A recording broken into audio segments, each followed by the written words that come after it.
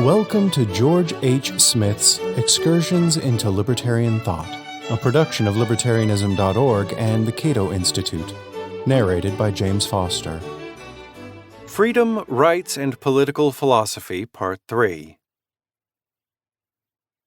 When combing the writings of Plato, Aristotle, Cicero, and other ancient philosophers for ideas that influenced later political philosophers, it is easy to overlook the most influential source of all, the Bible, especially the writings of St. Paul. As the distinguished medieval historian Walter Ullmann wrote, The Individual and Society in the Middle Ages, 1966, page 10, most, if not all, of the basic principles relative to the individual as subject to higher authority are contained in the Bible, notably in the Pauline letters. If one realizes, as every medievalist ought to, but so few in fact do, what an unparalleled influence the Bible as the repository of divine wisdom exercised in the Middle Ages, one will have no difficulty in appreciating that it was taken not merely as a model, but above all as a ready-made philosophy relative to matters of public government. The all-pervasive Christian theme made the Bible a pattern, a whole philosophy was so conveniently assembled within two covers. Quite especially it is in the Pauline arsenal that the crucial concepts and terms of the subject of the subditus and the corollary of the higher of the sublimis, as well as the corresponding concept of obedience, appear most fully. The influence of Paul's pronouncements on the duty of political obedience extended well beyond the Middle Ages. Indeed, the major Protestant reformers, having denuded the Pope of all political authority, sought to strengthen the authority of the secular state beyond what most Catholics were willing to accept, and they frequently appealed to the writings of Paul.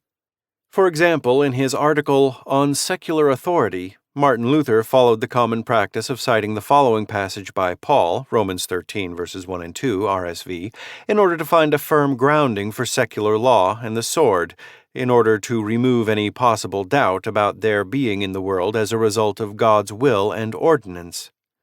Let every person be subject to the governing authorities, for there is no authority except from God, and those that exist have been instituted by God. Therefore, he who resists the authorities resists what God has appointed, and those who resist will incur judgment.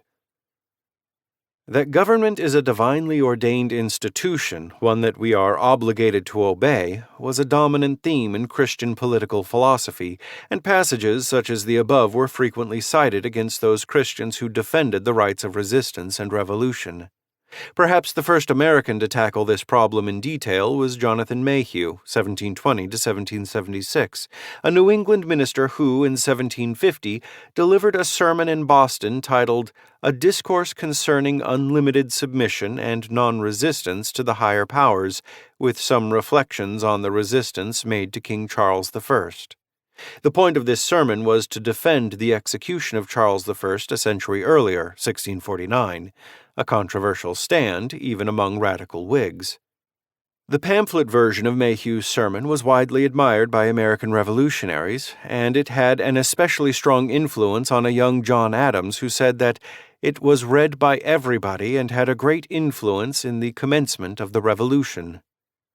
In his discourse, Mayhew examined the various New Testament passages, especially the passage quoted above that had traditionally been used to teach passive obedience to government.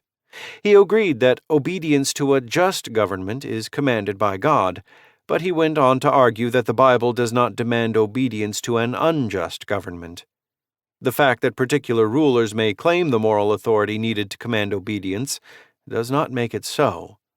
In essence, Mayhew appealed to a distinction that I mentioned in my last essay, namely the difference between political obligation as a general principle and political allegiance to a particular government. To disobey a just government is a serious sin, according to Mayhew, but unjust rulers can lay no legitimate claim to political authority and may therefore be resisted and even overthrown. When philosophers discuss political obligation, they sometimes ignore the crucial distinction between political obligation and political allegiance, despite the fact that many early political debates focused on the latter issue. Political obligation in some form was taken for granted, but this did not answer the crucial question, What makes a government legitimate in the first place?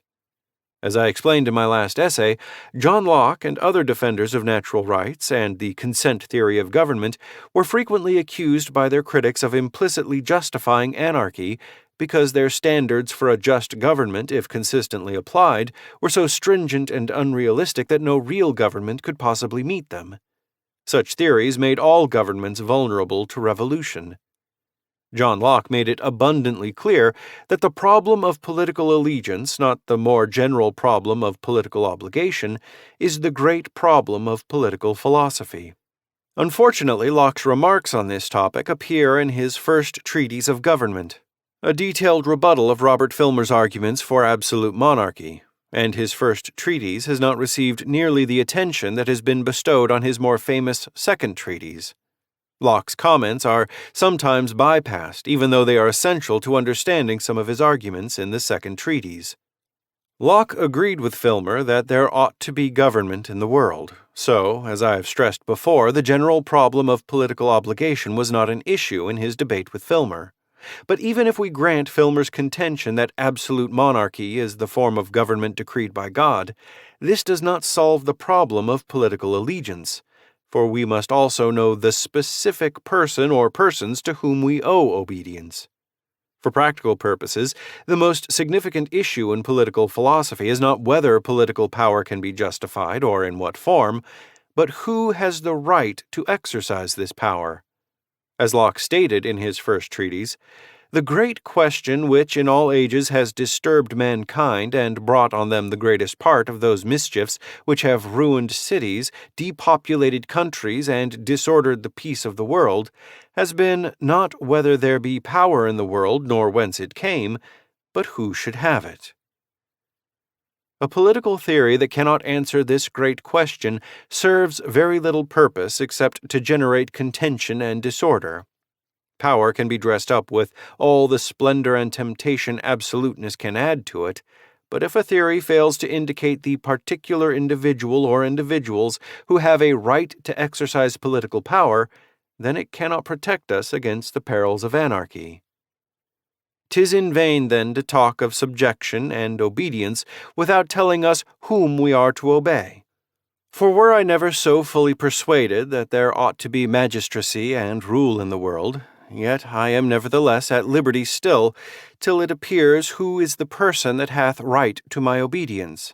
Since if there be no marks to know him by, and distinguish him, that hath right to rule from other men, it may be myself as well as any other. And therefore, though submission to government be everyone's duty, yet that signify nothing but submitting to the direction and laws of such men as have authority to command. 'Tis not enough to make a man a subject, to convince him that there is a regal power in the world, but there must be ways of designing and knowing the person to whom this regal power of right belongs, and a man can never be obliged in conscience to submit to any power unless he can be satisfied who is the person who has a right to exercise that power over him. If this were not so, there would be no distinction between pirates and lawful princes. To settle, therefore, men's consciences under an obligation to obedience, 'tis necessary that they know not only that there is a power somewhere in the world, but the person who by right is vested with this power over them. Locke concluded that Filmer's patriarchalism, even if we accept it, which of course Locke did not, cannot identify the legitimate heirs of Adam's supposed monarchical authority. This means that patriarchalism cannot answer the great question of who should exercise political power, and by leaving us in the dark about this crucial matter, it will destroy the authority of the present governors and absolve the people from subjection to them, since they, having no better a claim than others to that power which is alone the fountain of all authority, can have no title to rule over them. Thus did Locke turn the tables on Filmer by charging him with promoting anarchy. Modern political philosophy, as it emerged in the late 16th century, was largely concerned with justifying political sovereignty and thereby justifying the monopoly of political power claimed by emerging nation-states. It has been said that few people doubted the existence of God until philosophers attempted to prove it. It may also be said, with equal justification, that few people doubted the legitimacy of established governments until philosophers attempted to justify that legitimacy by appealing to reason. Attempts to justify the modern state quickly developed into a double-edged sword. Philosophers such as Jean Bodin, Robert Filmer, and Thomas Hobbes, who presented detailed arguments in defense of political sovereignty, virtually compelled their critics to develop opposing theories based on self-sovereignty, theories that cut to the heart of absolute sovereignty. Although the French mathematician and philosopher Blaise Pascal (1623–1662) is rarely discussed in histories of political theory, he was among the first to recognize that explosive potential of modern political philosophy. In his Pensées, Pascal took a brief but fascinating detour into political sociology. He identified reason itself as manifested in the attempts of philosophers to justify political power as the ultimate source of revolutionary fervor. According to Pascal, human reason, having been thoroughly vitiated by original sin, can no longer discern the true law of justice, so people must be ruled by custom rather than by reason. Social order requires blind, unconditional obedience to established laws solely because they are established laws, and for no other reason. Man-made laws have the force of habitual custom and are routinely accepted by the masses. This is the mystic basis for the authority of law. Philosophers who attempt to trace the authority of man-made laws to their objective foundation in reason will inevitably destroy the authority of established laws in the process. Even a cursory examination of various legal systems will reveal their relativity, inconsistencies, and how they were designed to serve the interests of the rulers instead of the greater public good. Consider this striking dialogue by Pascal. "Why are you killing me for your own benefit? I am unarmed." "Why do you not live on the other side of the water? My friend, if you lived on this side, I should be a murderer. But since you live on the other side, I am a brave man, and it is right." Larceny, incest, infanticide, parricide, everything has at some time been accounted a virtuous action. Could there be anything more absurd than that a man has the right to kill me because he lives on the other side of the water, and his prince has picked a quarrel with mine, though I have none with him? Rather than pin blame on a specific political theory, Pascal targeted political philosophy itself as the source of disobedience, resistance, and revolution. The very process of philosophic inquiry, which probes the moral foundation of political authority and allegiance, will reveal that no such moral foundation exists. Political philosophy thereby becomes the art of subversion, of revolution. In seeking a justification for political power, philosophers demanded that we inquire into the origin of governments. Pascal had no doubt that governments began in violence and plunder, so it was extremely dangerous to encourage this kind of investigation. There is no surer way to lose everything. Nothing will be just if weighed in these scales. Yet the people readily listen to such arguments. They throw off the yoke as soon as they recognize it, and the great take the opportunity of ruining them and those whose curiosity makes them examine received customs.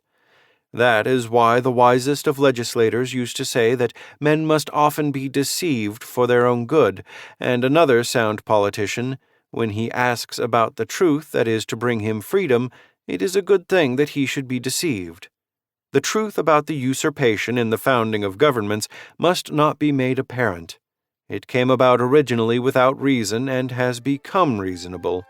We must see that it is regarded as authentic and eternal, and its origins must be hidden if we do not want it soon to end. The essence of Pascal's argument that to inquire into the origin of governments will undermine the legitimacy of all governments, past and present, would later be repeated by critics of Lockean consent theory, most notably David Hume. Thank you for listening to Excursions. To learn more about libertarian philosophy and history, visit www.libertarianism.org.